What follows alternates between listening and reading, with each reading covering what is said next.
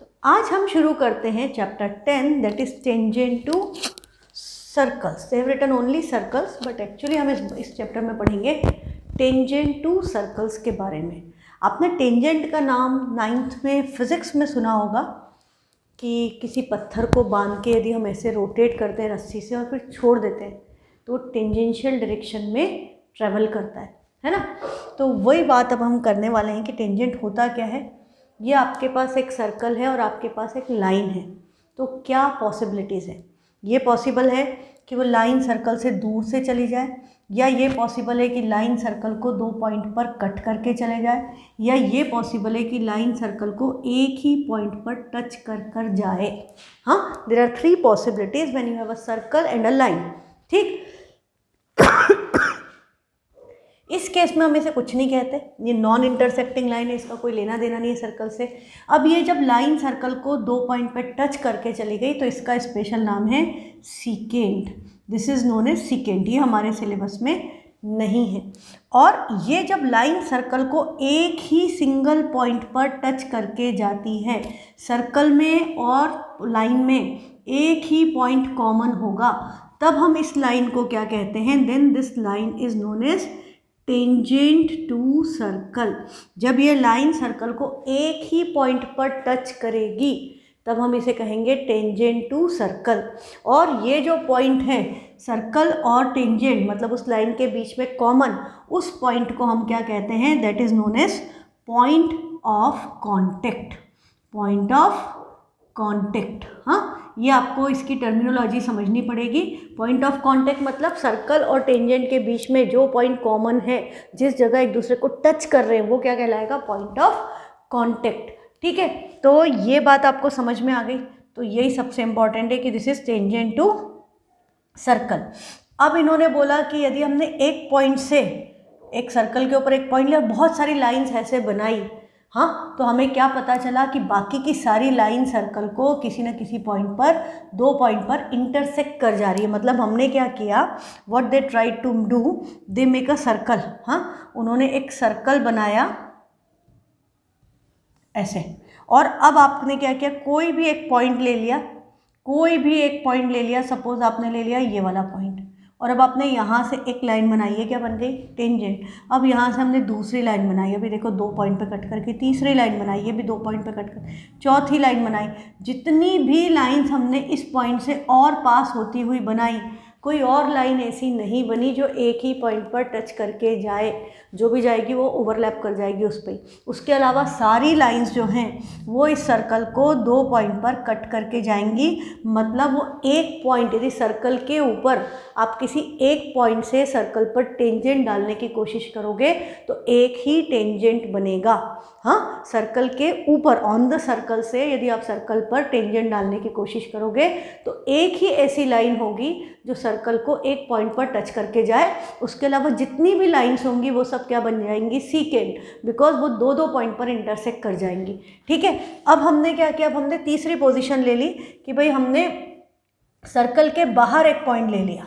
हाँ, हमने सर्कल के बाहर एक पॉइंट ले लिया और हमने इस पॉइंट से इस सर्कल पर लाइन बनाई कि वो उसको टच कर करके जाए। तो एक इधर से बन गई, एक इधर से बन गई। हाँ, इसके अलावा जितनी लाइंस होंगी वो सब सर्कल को 2 पॉइंट पे इंटरसेक्ट करेंगी, मतलब वो सब क्या बन गई, सीकेंट। तो ये जो 2 लाइन आपकी गई थी इनिशियली, जो सिर्फ 2 पॉइंट पर टच करके गई, वो क्या बनी, टेंजेंट। तो हमको क्या पता चला कि सर्कल के बाहर यदि एक पॉइंट हो तो उससे हम सर्कल पर कितने टेंजेंट डाल सकते हैं, मैक्सिमम 2।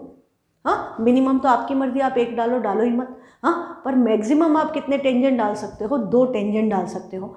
एक पॉइंट से सर्कल पर 2 टेंजेंट डाले जा सकते हैं, और यदि वो पॉइंट सर्कल के ऊपर हो तो उस पॉइंट से सिर्फ एक ही टेंजेंट ड्रॉ किया जा सकता है। ये बात आपको समझ में आ गई। अब उन्होंने क्या किया, पैरेलल टेंजेंट्स बनाने की कोशिश की, कि उन्होंने एक सर्कल लिया, उसमें एक कोई भी आपने लाइन बना दी, उन्होंने एक टेंजेंट बना दी, एक सीकेंट बना दिया। हाँ, PQ एक सेकेंड बनाया। अब इसके पैरेलल थोड़ी दूर पर हम लाइंस बनाते चले गए। अब बनाते चले गए तो 1 2 3 4 5 6 7, इतनी लाइन बन गई पैरेलल। अब ये 8वीं लाइन जो आपकी बनी, आप ये देखो ये सीकेंड नहीं है, एक पॉइंट पर टच करके जा रही है। और इधर जो ये 9th लाइन बनी, ये भी सर्कल को एक ही पॉइंट पर टच करके जा रही है। अब ये सारी लाइन इस लाइन के पैरेलल थी, तो ये दोनों लाइन भी इसके पैरेलल है। अब इसके पैरेलल है तो आपस में भी क्या हो गई, पैरेलल, मतलब हमें क्या मिल गए, पैरेलल टेंजेंट। तो एक सर्कल में कितने पैरेलल टेंजेंट हो सकते हैं, 2। ऐसे तो हर पॉइंट पे हो सकते हैं, पर एक दूसरे के पैरेलल टेंजेंट्स की बात की जाए तो एक सर्कल से 2 ही पैरेलल टेंजेंट पास हो सकते हैं। पैरेलल सेकेंड तो कितने भी हो सकते हैं, पर पैरेलल टेंजेंट 2 ही हो सकते हैं।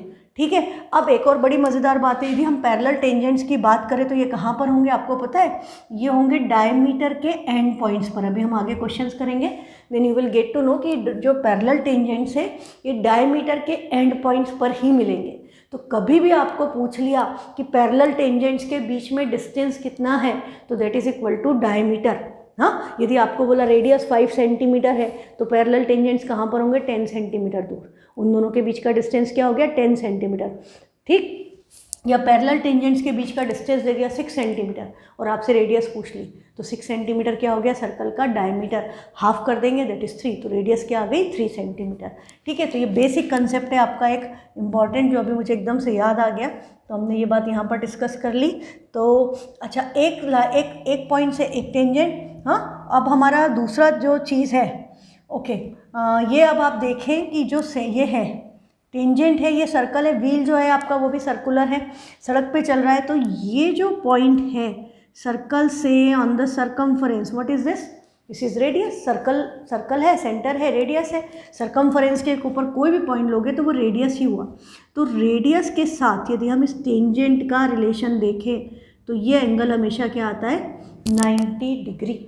हाँ, टेंजेंट रेडियस के साथ हमेशा क्या बनाएगा, 90 डिग्री। टेंजेंट हमेशा point of contact, radius point of contact पे परपेंडिकुलर होती है। परपेंडिकुलर मतलब angle 90 degree, radius point of contact पे हमेशा 90 डिग्री बनाती है। इसको प्रूव करने के लिए हमारा फर्स्ट थ्योरम है। ये बड़ा आसान सा चैप्टर है, बहुत ही ईजी है। यदि आपको 9th के सर्कल से डर भी लगा हो तो 10th में डरने की ज़रूरत नहीं। बुक खोल के देखो, there are only 2 exercise. First तो वैसे ही एकदम fill in the blanks MCQ type. हाँ, सेकेंड एक्सरसाइज में भी बहुत कम क्वेश्चंस है, तो बस छोटी सी है और कंसेप्ट बहुत कम, छोटा सा है, ईजी सा है। एक यही है आपका कि रेडियस पॉइंट ऑफ कॉन्टेक्ट पे 90 डिग्री बनाती है। और अभी हमने बात की थी एक पॉइंट से एक सर्कल पर हम 2 टेंजेंट डाल सकते हैं, उन दोनों की लेंथ में रिलेशन होता है, that is length of tangent equal होती है। Tangent from same point to circle are equal in length. बस यही 2 थ्योरम्स है। थ्योरम पे नाम पे, जैसे पिछले साल बहुत सारे थ्योरम्स थे ना और सबके प्रूफ करने पड़ते थे, इस बार एकदम आसान से थ्योरम है, उनके प्रूफ भी बहुत ईजी हैं। हाँ, तो ये बड़ा ईजी कंसेप्ट है, इसलिए डरना मत सर्कल से। तो ये अब आपको क्या प्रूफ करना है, theorem 10.1। The tangent at any point of circle is perpendicular to the radius through the point of contact. Point of contact पे रेडियस के साथ क्या होगा, परपेंडिकुलर, मतलब एंगल क्या होगा, 90 डिग्री। तो हमने क्या किया, हमने एक सर्कल बना लिया, उसका सेंटर ले लिया और एक टेंजेंट बना दिया XY, जिसका पॉइंट ऑफ कॉन्टेक्ट है P, और O और P को ज्वाइन कर दिया, तो ये क्या बनी, रेडियस। अब इसके अलावा हम यदि इस सर्कल से कोई और लाइन लेते हैं जो इस टेंजेंट XY पे लाई करती है, हाँ, तो वो लाइन की लेंथ, यदि मैं इन्होंने Q लिया है, मैंने सपोज M ले लिया, तो आपको क्या पता है, ये लाइन सर्कल को क्रॉस कर गई, ये लाइन सर्कल को क्रॉस कर गई, मतलब रेडियस से बड़ी हो गई। यदि आपकी रेडियस मान लो 3 सेंटीमीटर थी, तो ये भले ही 3.001 हो, 3.02 हो, 3.00001 हो, पर है तो रेडियस से बड़ी। तो ये जो लेंथ है OM वो OP से ज़्यादा हो गई। ऐसे यदि OQ है तो OQ की लेंथ भी क्या हो गई, OP से ज़्यादा हो गई। आप यहाँ पर जितनी भी लाइंस बनाओगे, जैसे ही वो सर्कल को क्रॉस करेगी, टेंजेंट तभी बनेगी यदि सर्कल को अंदर से जाएगी तो सीकेंट हो गई, तो वो टेंजेंट तभी होगी जब वो सर्कल से बाहर जाएगी, सर्कल से बाहर जाके लाइन को टच करेगी, तभी तो टेंजेंट बनेगा। तो वो लाइन हमेशा क्या बन जाएगी, मोर देन रेडियस, उसकी length will be always more than radius. और हमने 9th में सर्कल्स में पढ़ा था कि 2 पॉइंट को ज्वाइन करने वाला शॉर्टेस्ट डिस्टेंस क्या होता है, परपेंडिकुलर। तो इसका मतलब ये जो लाइन है ये सबसे छोटी है, ये सबसे छोटी है, मतलब ये एंगल क्या है 90। हाँ, 9th में आपको डिस्टेंस की डेफिनेशन थी कि सर्कल्स में डिस्टेंस क्या है कॉर्ड का, उसके ऊपर पॉइंट है और एक लाइन है इन दोनों के बीच का, शॉर्टेस्ट डिस्टेंस वो है जो इनको परपेंडिकुलर से 90 डिग्री से ज्वाइन करता है। तो ये लाइन सबसे छोटी है, इसका मतलब ये परपेंडिकुलर है। ठीक है, तो यही हमको प्रूव करना था। यहाँ पर आप इसको पढ़ लीजिए एक बार। इसमें आपको क्या गिवन है, The point Q must lie outside the circle. If Q lies inside the circle, XY will become a secant and not a tangent to the circle. तो हमने सिंपली लिखना है OQ is longer than the radius OP of the circle। कि हमने कोई circle है, उसका centre O है, XY टेंजेंट है, P पॉइंट ऑफ कॉन्टेक्ट है, हमें प्रूव करना है OP परपेंडिकुलर है, मतलब हमें लाना है ये वाला एंगल 90 डिग्री, ये हम प्रूव करना चाहते हैं। तो हमने क्या किया, हमने एक लाइन OQ ले ली। तो अब OQ is greater than OP, क्योंकि ये रेडियस है और ये सर्कल के बाहर चली गई, मतलब रेडियस से बड़ी है, रेडियस से बड़ी है मतलब एंगल क्या होगा, ये 90।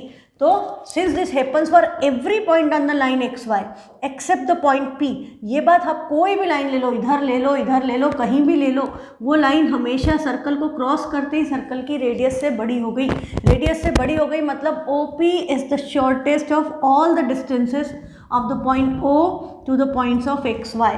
तो OP क्या हो गया, परपेंडिकुलर टू XY। तो OP इज परपेंडिकुलर, मतलब रेडियस पॉइंट ऑफ कांटेक्ट पे हमेशा एंगल बनाएगी 90 डिग्री का। ये फर्स्ट थ्योरम है, आपको याद रखना है।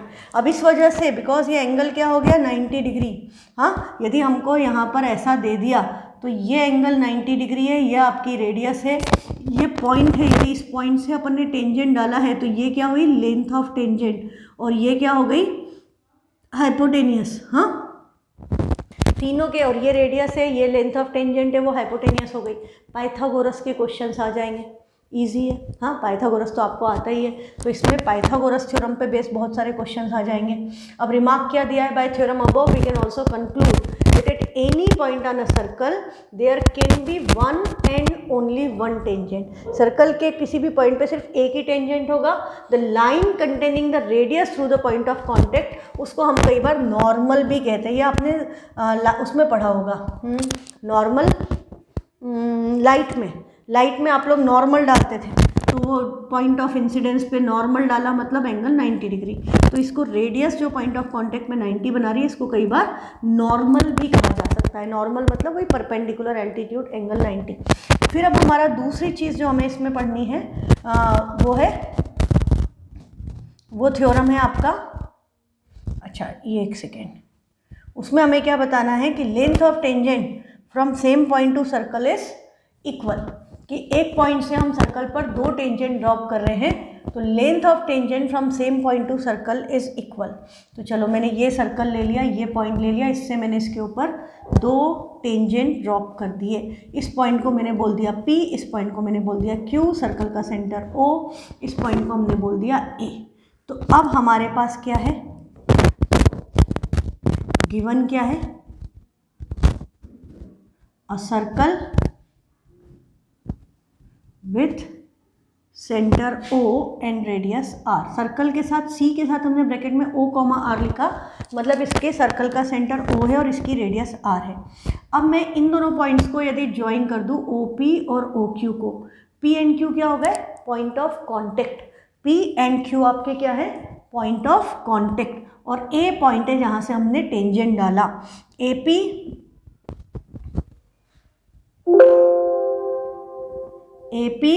And AQ are tangents. अब हमें प्रूफ क्या करना है, हम प्रूफ करना चाहते हैं कि इसकी लेंथ और इसकी लेंथ आपस में इक्वल है। दो टेंजेंट जो डलते हैं एक ही पॉइंट से, उनकी लेंथ आपस में इक्वल होती है, हम ये प्रूफ करना चाहते हैं। तो गिवन हो गया, टू प्रूव हो गया। कंस्ट्रक्शन में हमने क्या किया, हमने OP, OQ और OA को ज्वाइन किया। Join OP, OQ and AO। हाँ, हमने OP, OQ और AO को ज्वाइन कर दिया। ठीक है। Now you can see you have two triangles, can you make this two triangles congruent. ये तो आपकी दोनों क्या है, रेडियस है, इक्वल है। ये पॉइंट ऑफ कॉन्टेक्ट है और रेडियस है। थ्योरम 10.1 क्या कह रहा था, रेडियस पॉइंट ऑफ कॉन्टेक्ट पे 90 डिग्री बनाती है, तो ये एंगल क्या हुआ 90। ये पॉइंट ऑफ कॉन्टेक्ट है, ये रेडियस है, तो ये एंगल भी क्या हो गया 90। और ये वाली साइड दोनों ट्राइंगल्स में कॉमन है। क्राइटेरिया कौन सा लगेगा, RHS, राइट एंगल के अपोजिट साइड है, तो ये दोनों केस में OA क्या बनेगी, हाइपोटेनियस। तो इसके बाद गिवन टू प्रूफ कंस्ट्रक्शन के बाद आप प्रूफ में क्या लिखेंगे,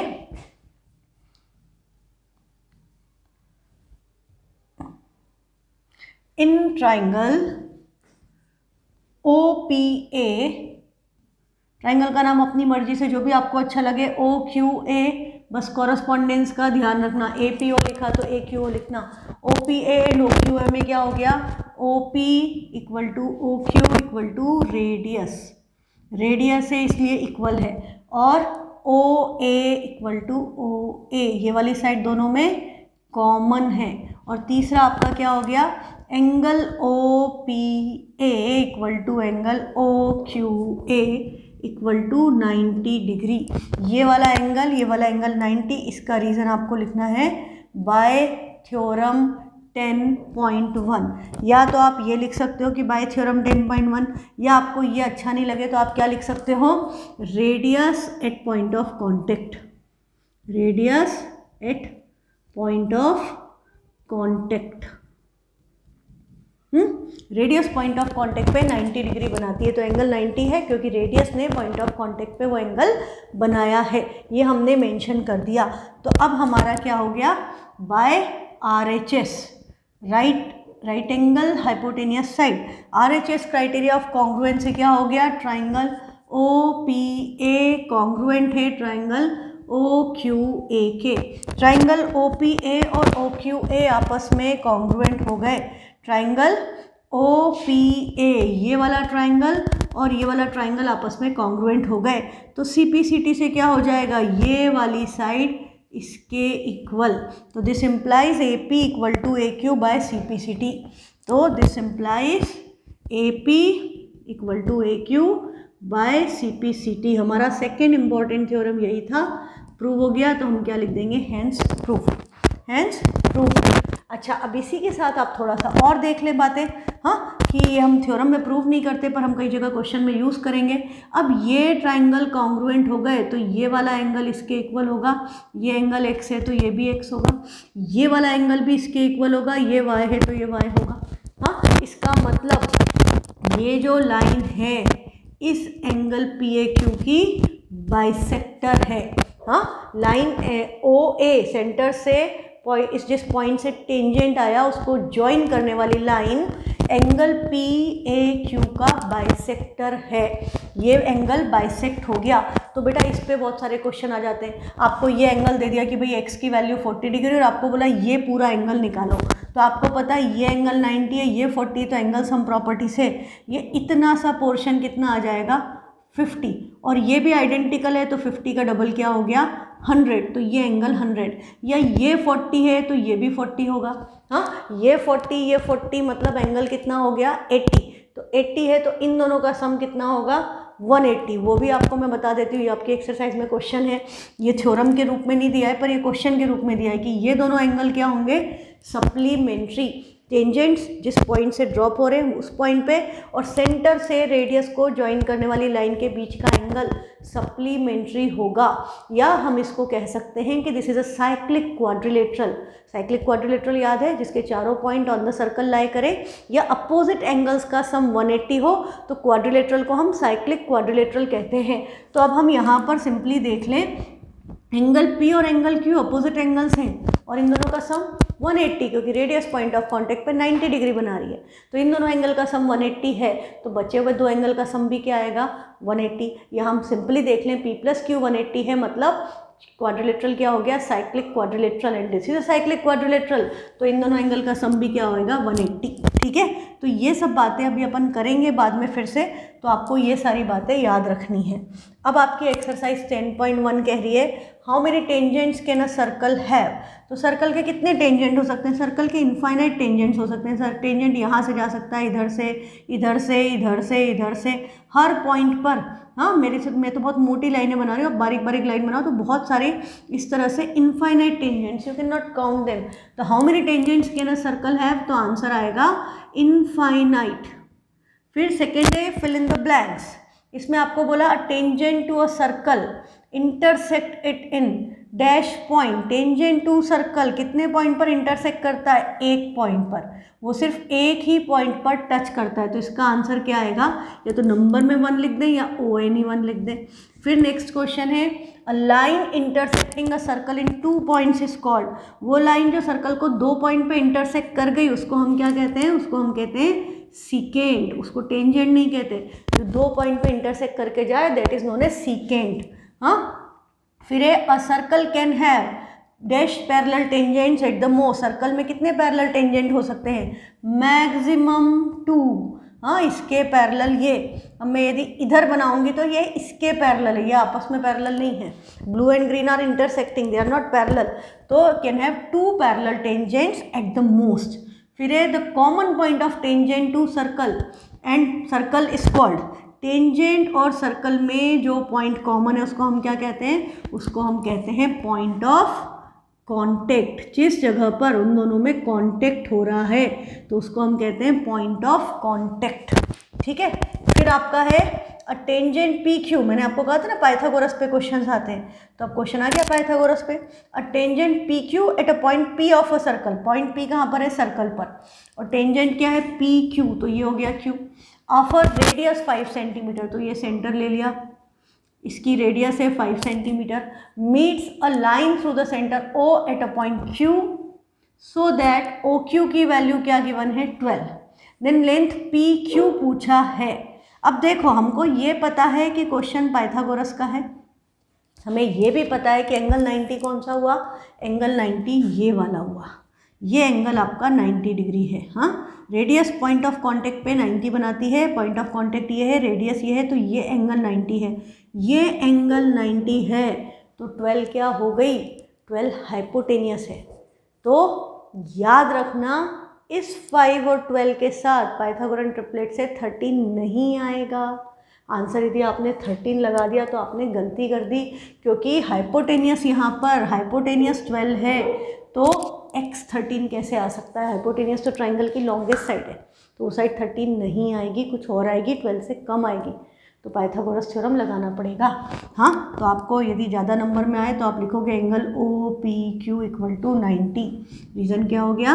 radius at point of contact, point of contact. फिर हमारे पास ये 5 है, ये x है, ये 12 है, तो फिर by Pythagoras theorem in triangle OPQ, OP square plus PQ square equal to OQ square, ये होगा आपका। अब हम इसमें पाइथागोरस थ्योरम लगा दें तो वैल्यू क्या आ रही है? OP हमारी है 5, तो 5 square plus x square equal to 12 square. तो x स्क्वायर की वैल्यू 12 का स्क्वायर होता है 144, 5 का स्क्वायर 25, उधर जाकर माइनस हो गया, 144 में से 25 माइनस करोगे आ जाएगा 119, which is not a perfect square. तो आप x की वैल्यू लोगे तो आंसर क्या आएगा? √119। तो इसका ऑप्शन आपका कौन सा आ रहा है? √119 सेंटीमीटर। हाँ, बिना सोचे समझे मत लगाना, ये ध्यान रखना कि कौन सा टेंजेंट है आपका, ऐसे ध्यान से करना, बिना बात मत कर देना। मालूम पड़ा हाइपोटेनियस की जगह आपने हाइपोटेनियस से बड़ी दूसरी साइड लिख दी तो गड़बड़ हो जाएगी। अब बोल रहा है draw a circle and 2 lines parallel to given line such that one is a tangent and other is a second. अब हमने इसके साथ क्या करना है? एक लाइन बनानी है, कोई लाइन है इसके पैरेलल। हाँ, मैंने एक लाइन बना दी। अब इसके पैरेलल मुझे एक लाइन बनानी है कि एक तो टेंजेंट हो, ये हो गई टेंजेंट, और एक सेकेंड हो, ये हो गई सेकेंड, ये सेकेंड, वो टेंजेंट, वो एक लाइन, तीनों लाइन आपस में क्या है? पैरेलल। तो ये ऐसे क्वेश्चन एग्जाम में नहीं आते हैं ना, ये आप जानते हो। अब हमने ये मैंने आपको बता दिया है, ये सब बात 2 पॉइंट से टेंजेंट आएंगे, थ्योरम मैंने आपको प्रूव करके बता दिया है पहले ही। तो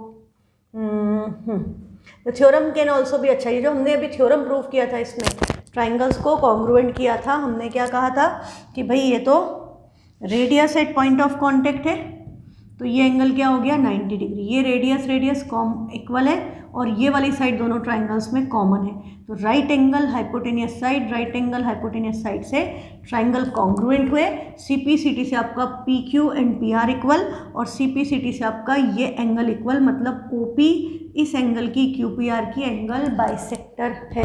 हाँ, और ये दोनों एंगल भी आपस में क्या होंगे, बाइसेक्ट, ये बात आप याद रखें। अब इसके बाद इन्होंने इसको, अच्छा ओके, इन्होंने बोला है कि ये थ्योरम हम एक तरीका तो यही और हम करते ऐसे ही प्रूव है, पर इसका एक और तरीका प्रूव करने का है, क्योंकि 90 डिग्री तो आप पाइथागोरस लगा सकते हो। तो यदि हम इसमें पाइथागोरस थ्योरम लगाते तो देखो यहाँ पर पाइथागोरस थ्योरम से हमको क्या प्रूव करना है, PQ और PR की वैल्यू। इस ट्राइंगल में पाइथागोरस लगाते तो OQ square plus PQ square equal to क्या होता, PO स्क्वायर। हाँ, हमें वैल्यू किसकी निकालनी है, PQ स्क्वायर की, तो PQ स्क्वायर की वैल्यू क्या आ गई, PO square minus OQ square, ये आ गई। अब हम इस दूसरे ट्राइंगल में भी पाइथागोरस थ्योरम लगा दें, किस वाले में, इस ट्राइंगल में, तो इसमें OR square plus PR square, OR square plus PR square की वैल्यू भी किसके इक्वल हो गई, PO स्क्वायर के।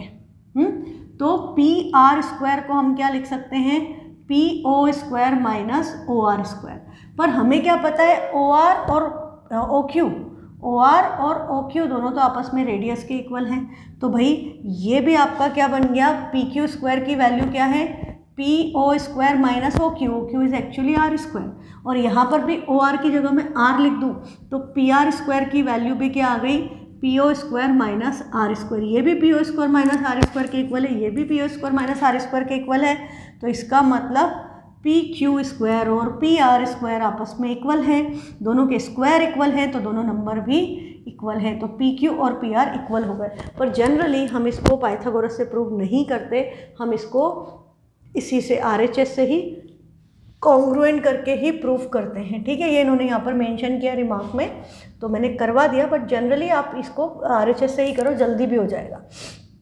नोट दैट, ये भी मैंने आपको बता दिया।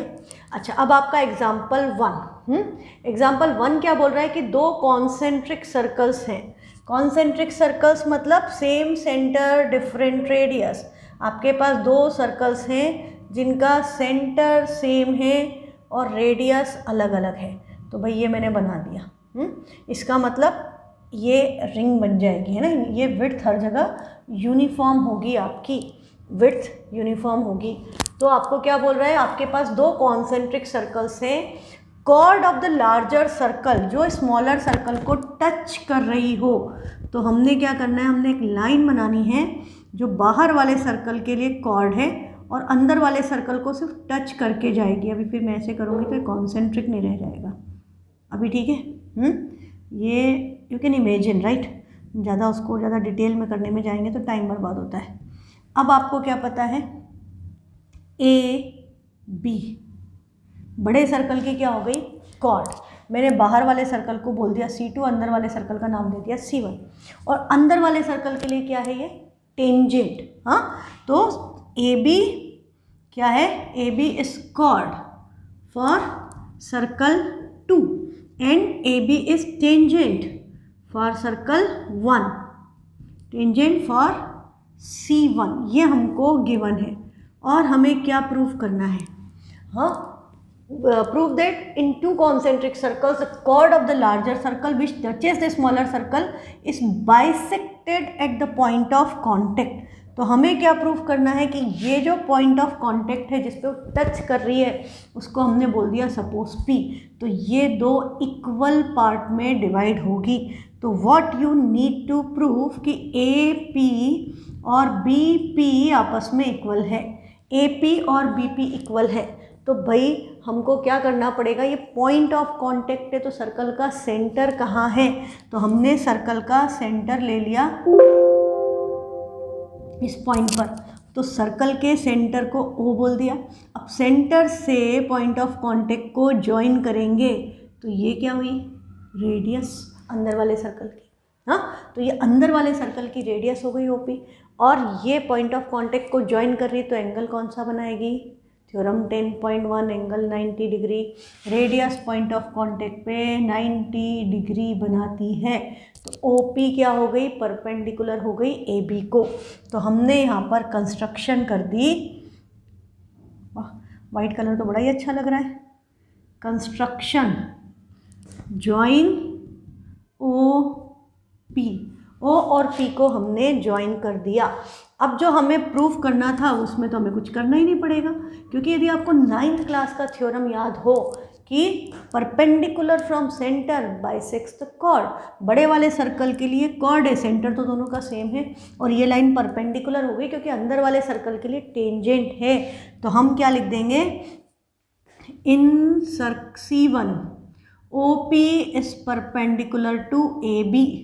रीज़न क्या हो गया, परपेंडिकुलर फ्रॉम से ये radius at point of contact, radius at point of contact, radius ने पॉइंट ऑफ कांटेक्ट पे 90 डिग्री बनाया, तो OPAB पर परपेंडिकुलर हो गई।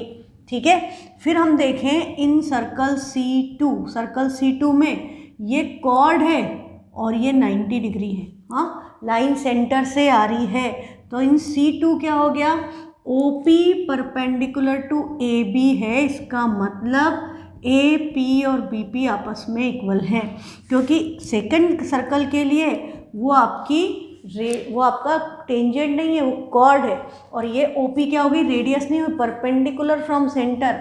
तो हम रीज़न क्या लिखेंगे, perpendicular from centre bisects the chord, bisects perpendicular from center bisects the chord, यही प्रूफ करना था, हेंस प्रूफ। तो AP और BP आपस में क्या हो गए, इक्वल। अब देखो इसी क्वेश्चन में मान लो तुमको दे देते कि अंदर वाली रेडियस है 3, हाँ, अंदर वाले सर्कल की रेडियस दे दी 3 और आपको बाहर वाले सर्कल की रेडियस दे दी 5, और आपको बोला अब इस कॉर्ड की लेंथ बताओ, तब पाइथागोरस लग जाता। तब हम इस ट्राइंगल में पाइथागोरस थ्योरम लगा देते यहाँ पर। तो ये 3 है, ये 5 है, ये एंगल 90, तो पाइथागोरस थ्योरम से इसकी वैल्यू क्या आ जाती, 4। तो भाई ये इसका डबल होगा ना, क्योंकि अभी आपने बताया कि AP और BP इक्वल है, तो ये भी 4, तो AB की लेंथ उस केस में क्या आ जाती, AB की लेंथ आपकी आ जाती 8 सेंटीमीटर। ये आपके एक्सरसाइज में क्वेश्चन है 10.2 में। तो ये बात सिंपल सी है, कॉन्सेंट्रिक सर्कल्स हैं, तो ये इस तरह से सॉल्व होगा। एग्जाम्पल 2 आपको क्या कह रहा है कि टू टेंजेंट्स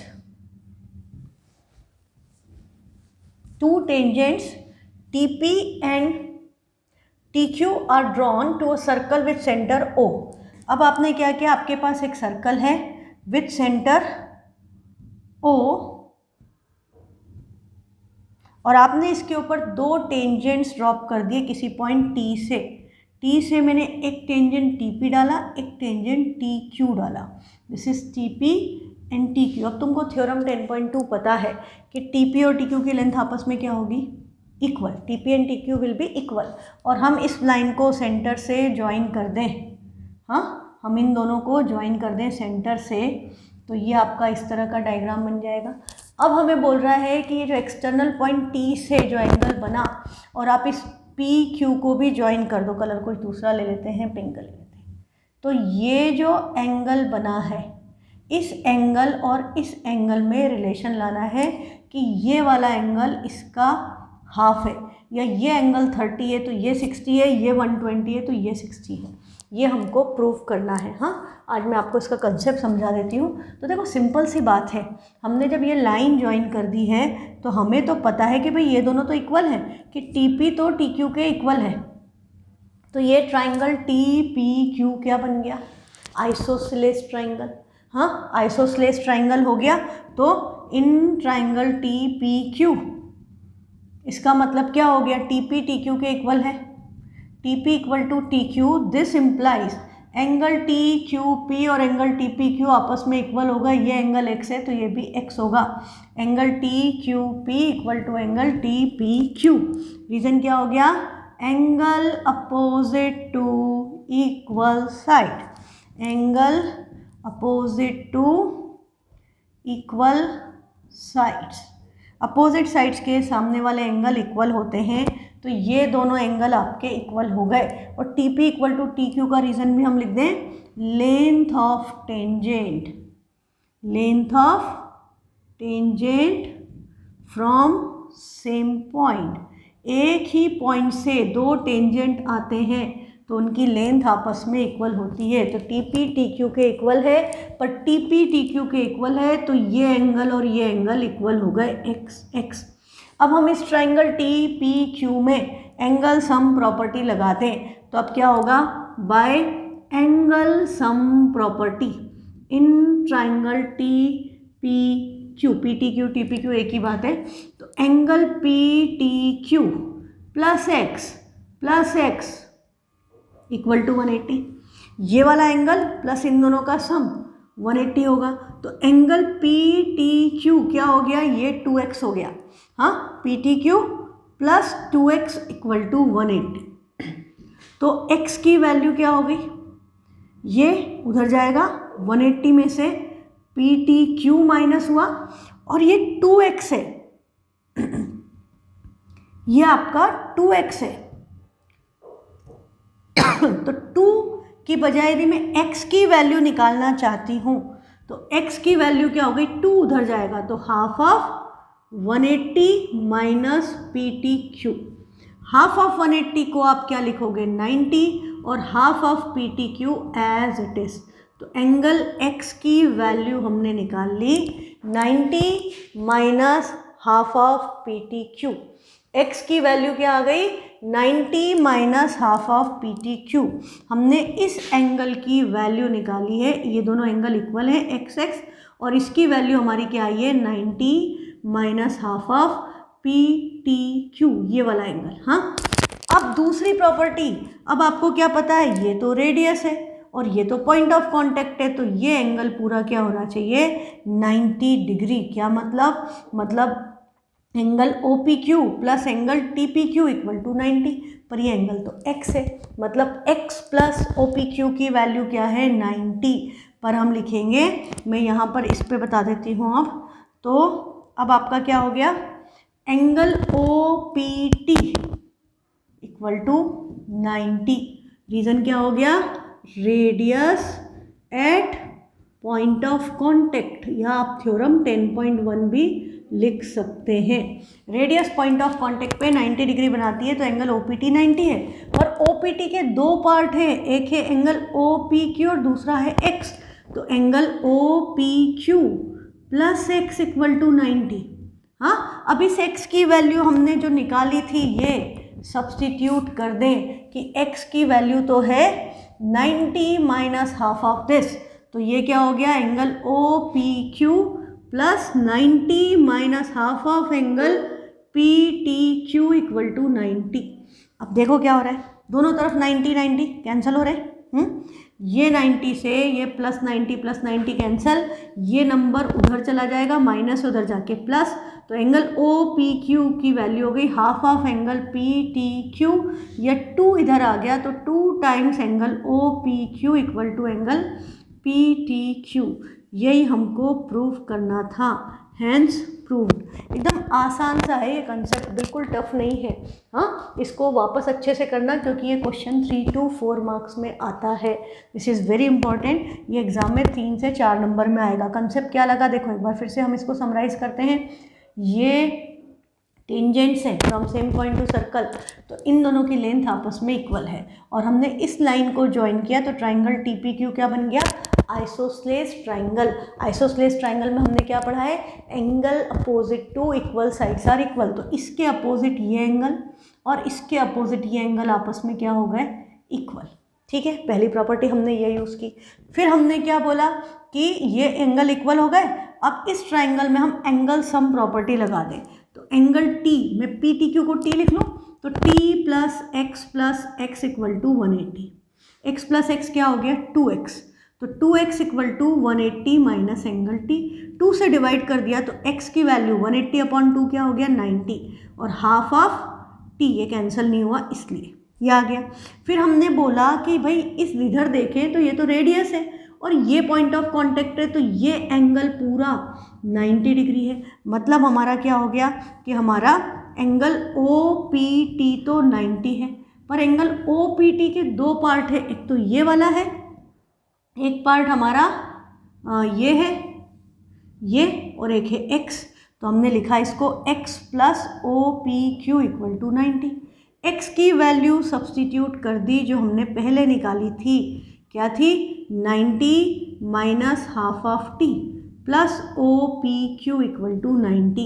इधर भी 90 इधर भी 90 कैंसिल हो गए, ये उधर चला गया, तो half of angle T angle O P Q के इक्वल है। या इस 2 को आप उधर ले जाके मल्टीप्लाई कर दें तो एंगल टी की value 2 times angle O P Q के इक्वल आ गई। तो this is very important concept, आप इसको थोड़ा सा प्रैक्टिस करें। इसका मतलब क्या हुआ, इसका मतलब ये हुआ कि भाई यदि ये एंगल 10 डिग्री है तो ये एंगल 20 होगा, ये 100 है तो ये 200 होगा, ये एंगल यदि आपका 60 है तो ये आपका 120 होगा, और ये एंगल 80 है तो ये वाला एंगल 40 होगा। ये एंगल इधर बने या इधर बने बात एक ही है, हाँ ये बात समझनी चाहिए, क्योंकि डायरेक्ट इस पर भी इस तरह से क्वेश्चन पूछा जाता है। तो it's very simple concept. Next I hope कल या परसों में नेक्स्ट 2 क्लासेस में तो पक्का आपका चैप्टर फिनिश हो जाएगा। तो keep practising, keep sending your doubts. Thank you.